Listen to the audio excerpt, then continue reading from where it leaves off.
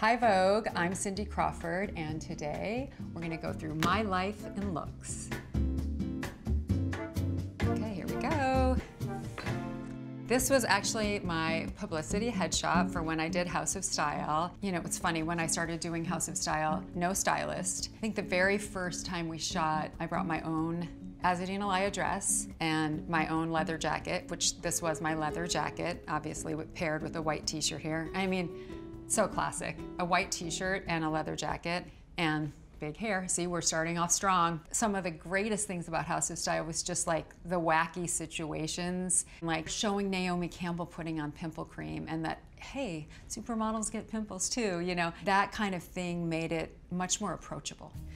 Vogue, this is not my first Vogue cover. I've been very fortunate, I've had a few. This is the new Vogue. Anna Wintour came to Vogue and she was all about like, what is the new Vogue? And I think this cover really kind of shows that. It's outside, it's not like one of those super close-up headshots that Avedon was famous for. The hair is up, and I do have to say, I don't do a lot of covers with my hair up. I feel like Cindy Crawford's always like, the hair's blowing, or it's big hair, or whatever. I remember my first shoot for Vogue was with Wayne Mazer and Carlene Cerf. It was a swimsuit story in St. Bart's. From that shoot, I was invited to shoot with Avedon, and I went there and ended up getting the cover. And I remember it was like this pink suit. It was very happy. I was in Europe when it came out and I was passing through the airport and I stopped to buy, well, I bought 3. And I just so wanted the woman at the counter to look at the magazine and realize it was me. And she didn't, of course. And she's like, do you know you have 3 of the same magazines, honey?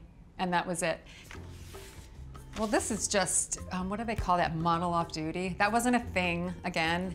This was just me probably not being very chic. I have like a plastic shopping bag, my big bottle of Evian, and we lived in our 501s. I'm sure that jacket is Avedon, and that was one of the cool things about working with Avedon Alaya was that you got to go down and get clothes. I mean, you pretty much got paid in clothes. And I always felt like my clothes end up in a little pile on the floor wherever I'm shooting, so I didn't wear like precious things. I mean, it might be Avedon, but it was a leather coat that I wore every day. It is funny that I do see pictures like this pop up on Instagram all the time or on Pinterest, you know, like a style inspo, because again, like no one put this together other than like what I grabbed. So it's funny because it wasn't like styled in any way. I love this. This was my red Versace dress. It was for the Academy Awards. I was with my ex-husband. The red carpet thing was not such a big deal. I did not have a stylist. I had just been in Milan doing shows, and there was this dress in black that someone was wearing. You know, I just called Donatella or whoever and was like, could you guys make me this dress in red for the Oscars? And they did. The black shoes, it's funny because it seemed right at the time. They seem a little heavy to me now. But the thing that was really sexy about this dress was the slit in the back. It came nearly like up to, it came up very high. You have to be very careful in this dress. A few years ago, Anna Wintour asked for this dress for an auction that Vogue was doing. I still had it, and I put it up for auction, and I should have bought it back. I regret that I didn't. Someone has this dress now. I'm not that I would wear it again, but I think I miss it a little bit. Oh, this is probably my favorite fashion moment. I didn't do as many fashion shows as a lot of the other women that I would consider like in my group of models. A lot of times I would just do Versace. This was in a Gianni Versace show. The 4 of us plus Tatiana had done a George Michael video that ended up being really, you know, played all the time on MTV. The show happened, so Gianni had the song playing and the 4 of us come out together. I wrote about this in my book, and I wrote that 1 + 1 + 1 + 1 equaled more than 4 in this moment. It was like something happened. It felt really special. It was like one of those moments where music and pop culture and fashion all came together in like a super magical way. You can just see the joy on all of our faces in this picture. Like we're singing as we walk down the runway and we're just having fun and we're just like drinking in every moment of it. Oh, I love this shoot. This shoot is also Vogue, surprise, surprise. Helmut Newton in Monte Carlo. I loved working with Helmut. I mean, definitely Helmut had a style, and you kind of knew what you were signing up for when you worked with Helmut Newton. He had a sense of humor about his photographs, you know, even some of the more sexualized ones. Like, for instance, I would always say, Helmut, I'm never putting a saddle on, don't even ask me. He would like tell you a story as you were doing this picture, and I remember the story for this picture, which was he was like, you know, you were married to a very rich man and he died, you know, so it's kind of like this widow, but you had a young lover. You know, he just kept adding to the story and hoping to catch like the tiniest change of expression, you know, to get that picture. And then, you know, whenever you do a picture like this with a piece of chiffon or tulle or whatever it was, it's always like you have 100 bad ones to get the one perfect one where everything's perfect. The leg's perfect, the arm's perfect, the tulle's perfect. Once again, Versace. This was the VMAs, the MTV Awards, but this was when Versace did their, you know, famous bondage collection. I mean, what more can you say? It's amazing. What is interesting is I just glanced down and I saw the heels were probably 3 inches. And that was considered high at the time. I mean, we did not have to wear those insanely like 5-inch heels until much later. I thought that was a high heel at the time. And when you think back, that's like your work pump now. Working with Gianni and Donatella was just always like, it was family. I mean, they were family and they made you feel part of the family, and it was always so much fun. And Gianni really celebrated the model in a new way, I think. Like, he also was partly responsible for what, like, the rise of the supermodel. It's funny because Kaia, for her 18th birthday, she asked them to make her a new version of this dress. Hers was shorter, but it's just funny that even for her, you know, and I think this was, you know, 30 years later,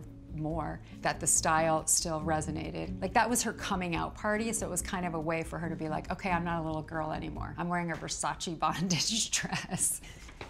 When people dress as me for Halloween, they dress in this outfit. This is my first Pepsi commercial I did. I'm wearing, obviously, a white bodysuit. These were my own jeans that I wore to set that day. We tried on a bunch of different things, and finally they were like, can we just cut, you know, your jeans off and make cutoffs? I said yes, because I take one for the team. You know, this just became iconic because of everything. I mean, yes, the outfit, the hair, but I also got out of a really cool Lamborghini. They had great music. The greatest thing about this commercial was, even though it was like super sexy in an all-American way, it was cute too, because there were 2 little boys that were watching me, and at the end, they're like, is that a great looking Pepsi can or what? As if they weren't even noticing me, they were just looking at the Pepsi can. And I honestly don't think the commercial would have been near as impactful if it didn't have that little innocence and sense of humor. And next up, Steven Meisel is such an incredible teacher of modeling. He helps you understand how to move, and he used to have like this big mirror behind him when he was shooting, and really loud music, but you could see yourself and you could go, oh wait, that doesn't look good, or that does look good, or that, oh, there's a wrinkle if I do that. That's what I think of when I think of Steven Meisel. This outside, kind of more natural almost Vogue cover is, I think, a little bit different than most of the work that I've done with Steven, but I love it. I love the styling. Again, it's taking Chanel and making it like look like just like the cool girl next door would be wearing it. Oh my goodness. Okay, so even though I'm not an actress, I did a movie called Fair Game with Billy Baldwin. I played a lawyer, which was a bit of a stretch. Actually, I got annoyed. One critique of me said as if she could be a lawyer, and I thought that was so offensive because I thought I could have been a lawyer. I just, you know, I was valedictorian. I did go to chemical engineering, you know, school at Northwestern, but ended up, you know, getting into modeling. But it was kind of, let's say, a little bit far-fetched. That is not me acting. That is actually me in actual terror as things are exploding behind me. I was outside of my comfort zone every single day. I learned a lot on that film, and it was fun, and I have made like lifelong friends, but it just wasn't my thing. Okay, so this was 2018, Heavenly Bodies, Met Ball. It's funny because part of me was like, well, maybe I should go, I don't know, like try something different. I think, look, I love this dress. I felt great in this dress. It moved, it was comfortable. Again, Versace just fits me. I do sometimes feel like, oh, maybe I should be a little more of a risk taker with fashion. Like in this one, I could be at the Oscars, I could be anywhere. And I think sometimes I think, oh, maybe I should have, I don't know, put wings on or whatever. It was Heavenly Bodies.